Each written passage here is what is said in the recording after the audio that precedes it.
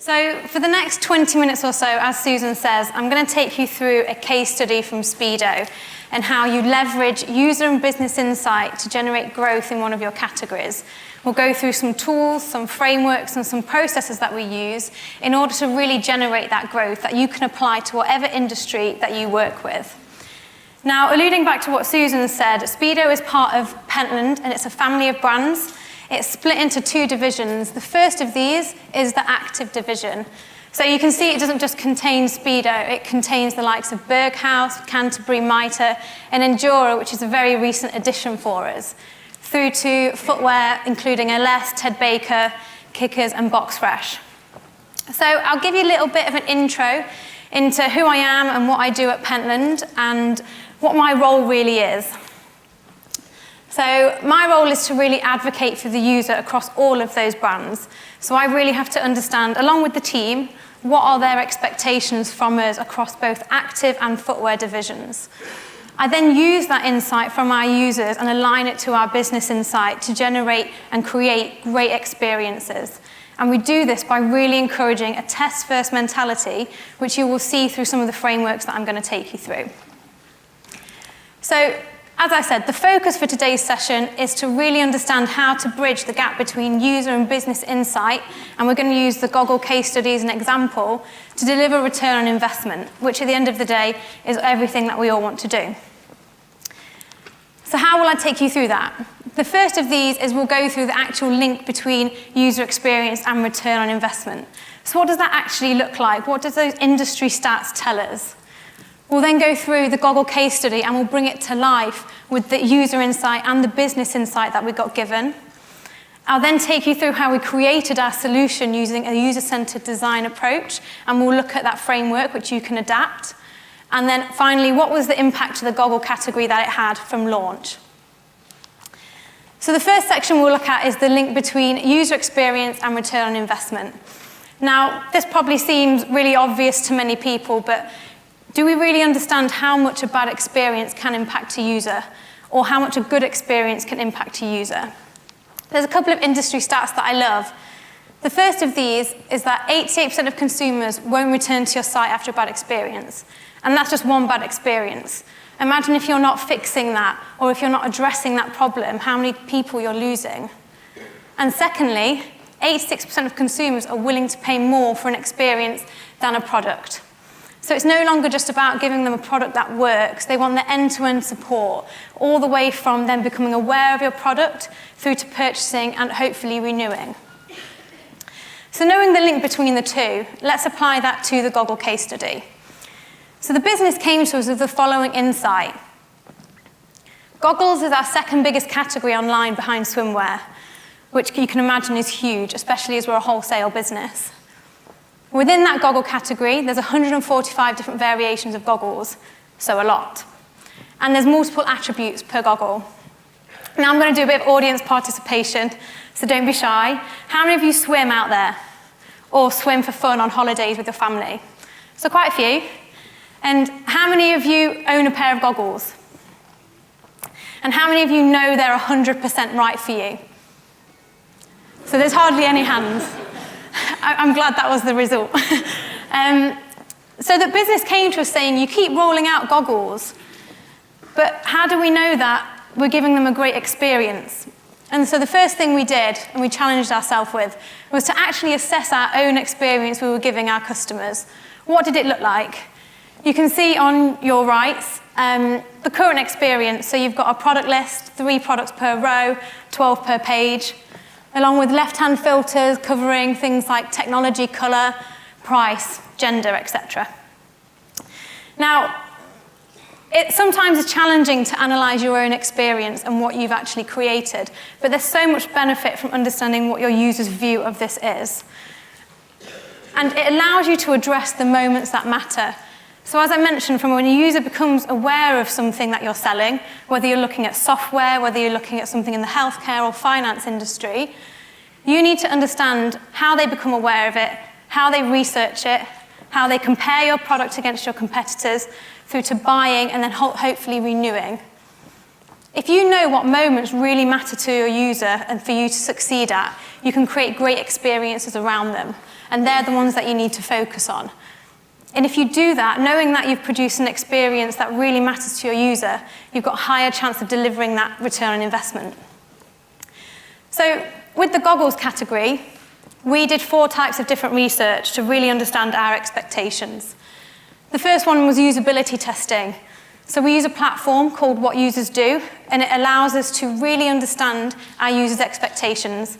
It's qualitative data that you get, but you can pick your demographics. So I can say, I want females, ages between 20 and 40, ABC ones, to look on a tablet device at our current goggle experience.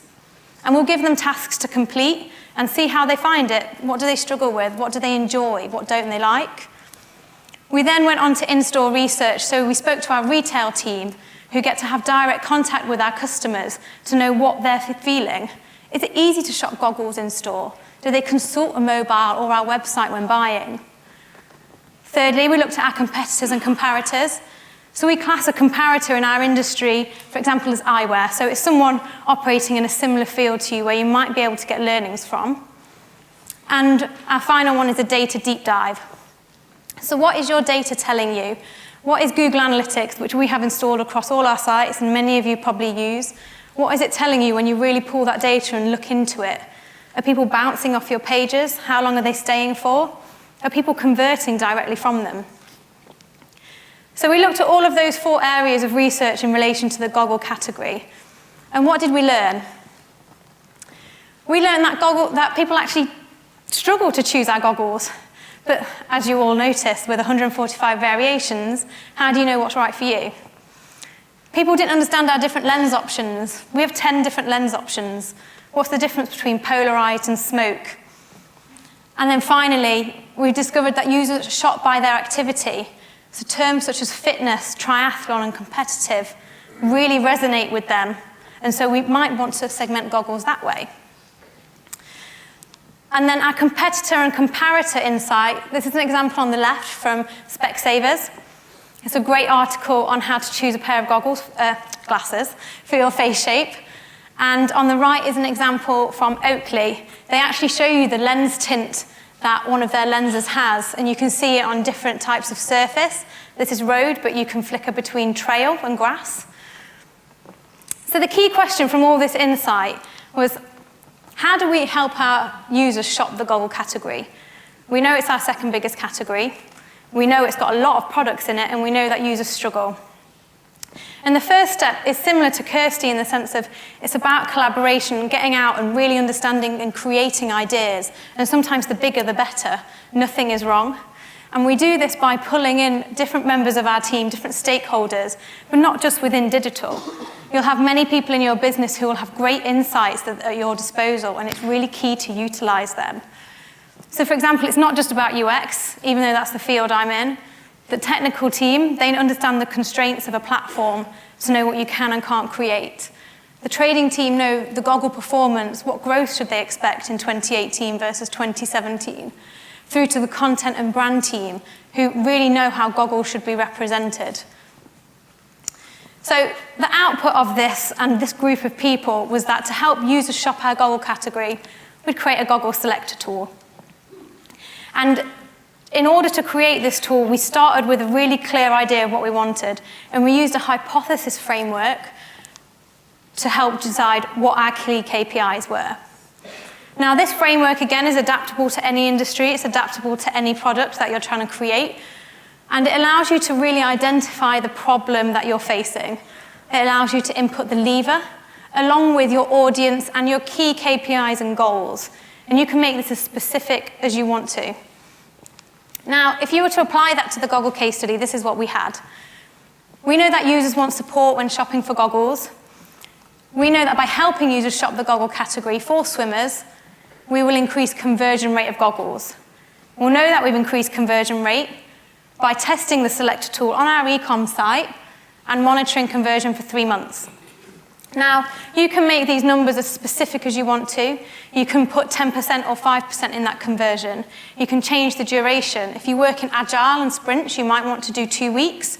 If you work in waterfall, it might be more like 6 months. But it's totally up to you and totally bespoke. Now, once you've got that view of what you want to achieve, you can then move into what we call a user-centered design process. Now, many of you might be familiar with this process, or you might actually already be using bits of it and you aren't aware of it. And to be fair, about a year ago, we weren't doing all of these 6 steps, but we now are. So the first step always starts with insights, and it means that your users are at the heart of everything that you do. And that's what the business and users told us from all of that usability testing, the retail team, etc. You can then move into sketching, and that is your collaborative team effort. And everyone can get into a room, no ideas are off limits, Post-its, pens galore, and by the end of that session, you should be able to narrow down one sketch of a solution that you are happy to start testing.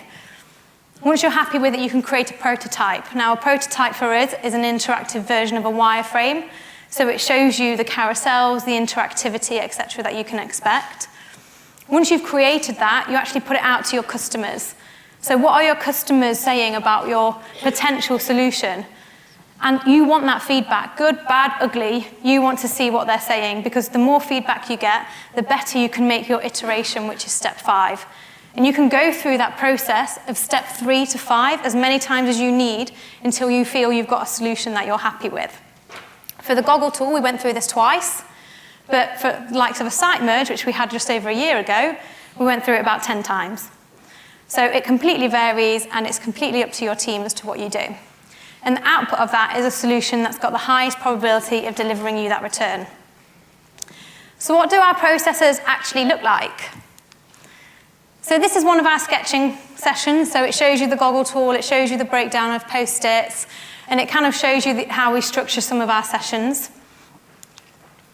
And these are examples of some of our prototypes through to the final solution in high fidelity. So on the left, you can see, you can flick through the carousels, so you can kind of get an idea of how a user would interact with it. And on the right, you can see the final solution that we came to, and that's a high fidelity version. So you can scroll through, it's got correct content in, correct imagery, correct CTAs, etc. Now, going through these steps really is a test-first mentality, because you've tested from the left to the right as to what is right for you. So, what did the final solution actually look like? Step 1 is, who are you buying for? So we actually had male, female, junior, and infant. We launched a tool without the age ranges around infant and junior, but we added them in from user feedback, which is obviously what you want to have.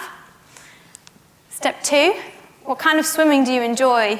And again, this came out of research. We know these terms resonate with our users, so why not use them? Use terminology, whatever industry you have, that your customer will resonate with and understand. So fitness, swimming, open water, and competition. And to make it easier, we added a bit of spiel underneath each one to kind of give them an idea if you're new to an activity or if you're switching, what the context is. And then finally, step 3 was to select your lens. So this was the biggest attribute that our users had problems with. This is an example of 4, but as I said, we have 10 different types across infant through to adult. And we provided context as to why each one was right for you. And when you selected your activity, it would filter the lenses that work for your activity. So knowing that these 3 steps launched, and they launched in March 2017, so it's been live for just over a year, we've very closely monitored the performance based on our hypothesis every 3 months. So what was the final impact? Now, ignore the y-axis. I'm not allowed to give actual numbers, as you can imagine. But it showed the trend is real on what we saw. So we saw double-digit growth in the goggle category online from launch. You can see we had a peak in summer. We did a great goggles campaign then as well. And the reason we know that the tool actually contributed massively to that is because it had double the conversion rate of a user using it than someone not using it. That doesn't mean that they bought a goggle. It doesn't mean that they bought directly from the tool. But it means that they were engaged enough with the tool and with the brand to go on and buy from us, which either way is a win-win. So to summarize the case study, the frameworks, I hope, show you how you can use what your business gives you, which obviously is going to be about growth, and your user insight to really develop a solution that delivers you great ROI. And you do this by setting a clear expectation from the outset. So that hypothesis template is really, really key to your project being a success. And if you underpin that with a user-centered design approach where you go through those 6 stages, so you start with insight, you sketch, you prototype, and you test that with your users to iterate your design, you're more likely to not just meet your user needs, but exceed them in a way that you probably never expected and provides a basis for some of your future projects. And by doing that, you've got the highest chance of delivering that return on investment and growth that your business wants to see. Thank you.